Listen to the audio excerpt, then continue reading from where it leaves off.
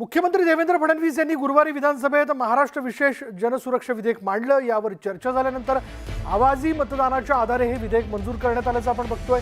दरम्यान जनसुरक्षा विधेयक मंजूर झाल्याचा आनंद झाला असून या विधेयकावरच्या शंका दूर केल्या असं मुख्यमंत्र्यांनी स्पष्ट केलं। तसंच कोणाचाही आंदोलनाचा अधिकार काढून घेणारं हे विधेयक नाहीये, तर नक्षलवाद आणि माओवादी चळवळी संदर्भात हे विधेयक असल्याचा पुनरुच्चार आज पुन्हा एकदा फडणवीसांनी केला। दरम्यान ज्यावेळी हे विधेयक मांडण्यात आलं त्यावेळी कोणी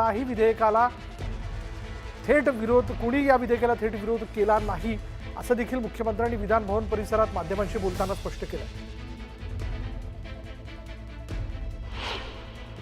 की हे बिल कुठल्याही लोकतांत्रिक प्रक्रियेच्या विरुद्ध नाही, कोणाचाही आंदोलनाचा अधिकार हे काढून घेत नाही, कोणत्याही लोकशाही मानणाऱ्या आणि भारताचं संविधान मानणाऱ्या संस्थेवर किंवा संघटनेवर कुठलाही घाला घालणारा हे बिल नाही, तर केवळ आणि केवळ नक्षलवादी आणि माओवादी चळवळीशी संबंधित ज्या फ्रंटल ऑर्गनायझेशन्स आहेत त्या ऑर्गनायझेशन्सला बॅन करण्याकरता हे बिल तयार करण्यात आलेलं आहे।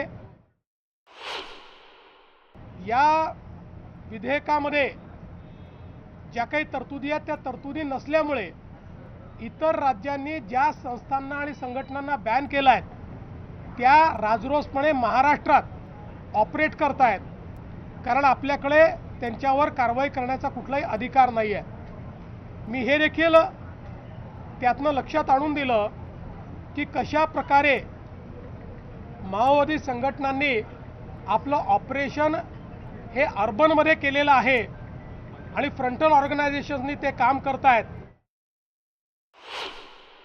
कुठल्याही राजकीय भावनेने प्रेरित न होता या महाराष्ट्राला भारतरत्न डॉक्टर बाबासाहेब आंबेडकरांनी जे संविधान दिलं आहे त्या संविधानानेच राज्य चाललं पाहिजे आणि हे संविधान उलथवण्याचा प्रयत्न करणाऱ्या ज्या संघटना आहेत त्यांच्यावर कारवाई करता आली पाहिजे, याकरता हे विधेयक तयार करण्यात आलं।